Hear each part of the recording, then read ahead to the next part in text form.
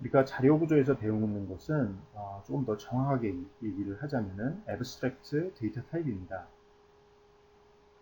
데이터 타입에 대해서는 많이 얘기를 했죠. 데이터 타입, 데이터 타입. C 언어에서 제공하는 데이터 타입은 뭐 인티저, 캐릭터 등등이 있고요. 이게 이제 기본 데이터 타입이고, 그보다 조금 더 한 발 더 나아간 게 스트럭처, 즉 구조체를 이용해서 새로운 데이터 타입을 만들어내는 방법이 있어요. 그런데 자료 구조에서 배우는 거는 사실 이거보다는 조금 더 한 단계 더 나아간 ADT라 해서 Abstract Data Type입니다. 이거는 뭐냐면은 데이터 타입에다가 오퍼레이션을 더해 놓은 겁니다.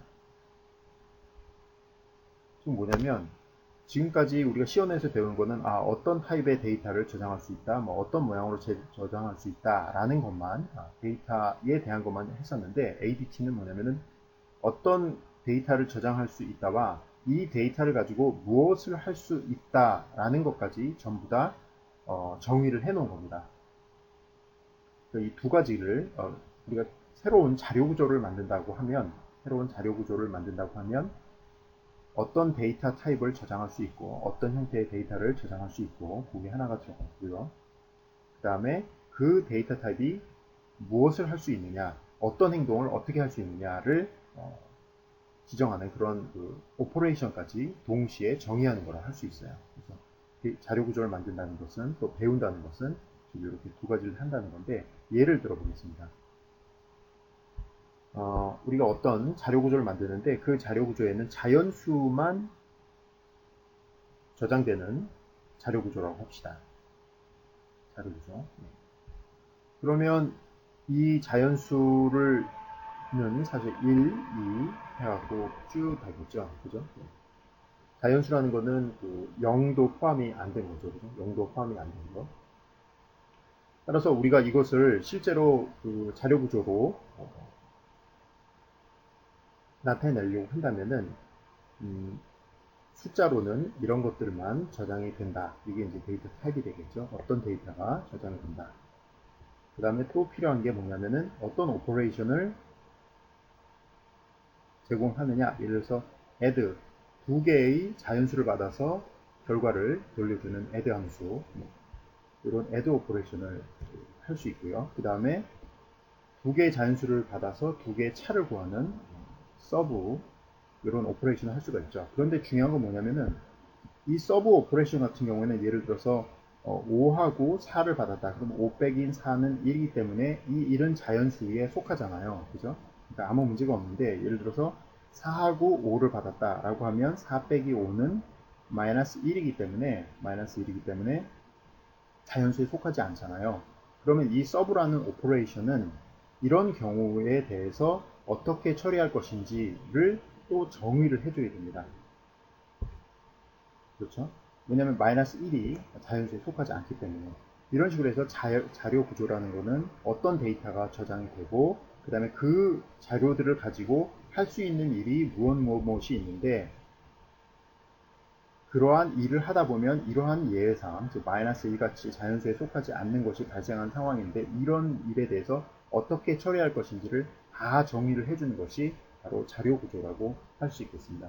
지금 제가 자료 구조에 대해서 굉장히 간단히 간략화해서 얘기를 했는데 조금 더 우리가 자료 구조를 배워나가면서 제가 했던 이 말, 즉 자료 구조라는 것은 데이터 타입과 그 다음에 어떤 일을 할 수 있는 오퍼레이션을 동시에 정의하는 일이다라는 그것에 대해서 조금 더 이해할 수 있으리라 생각합니다. 자료 구조를 하기 전에 우리 이제 대부분은 C 언어로 구현하기 때문에 C 언어에서 사용하는 거 몇 가지만 확인해 봅시다. 먼저 define 해가지고 많이 했었죠. 상수 만드는 거죠. define A는 1이다 라고 하면 이 이후에 나오는 프로그램에서 모든 그 A라는 심볼은 전부 다 1로 치환이 되는 거 알고 있을 거고요. 그 다음에 type define 이것도 여러분들이 배웠죠. type define 예를 들어서 인티저를 kk라고 했다.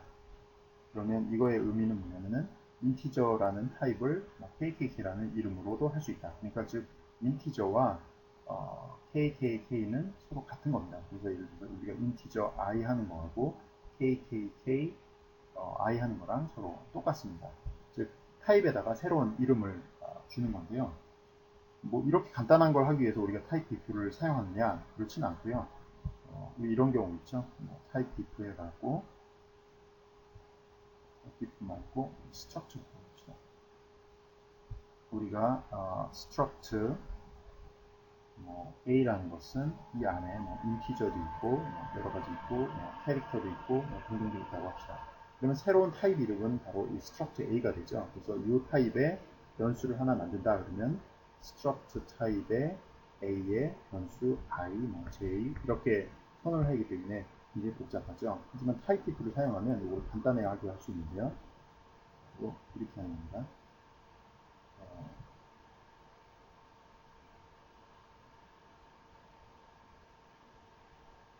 타입 diff에서 타입 define이죠. 타입을 만드는데 struct 여기는 이름을 주지 말고 integer 쭉 쓰고 캐릭터 쭉 쓰고 그 다음에 A라고 하면 이제 타입 이름은 뭐가 되냐면 바로 A가 되는 겁니다. 그래서 아까는 우리가 struct의 A의 I 이렇게 썼었는데 타입 diff를 사용하면 여러분들이 A라는 타입의 I 이렇게 이것이 이제 새로운 타입 자체가 되어 있기 때문에 여러분들이 이렇게 간략하게 해서 사용할 수가 있습니다. 이 타입 diff는 여러분들이 1학년 때 대부분 C 언어에서 배울 거기 때문에 그쪽 부분을 참조해 보면 되겠습니다.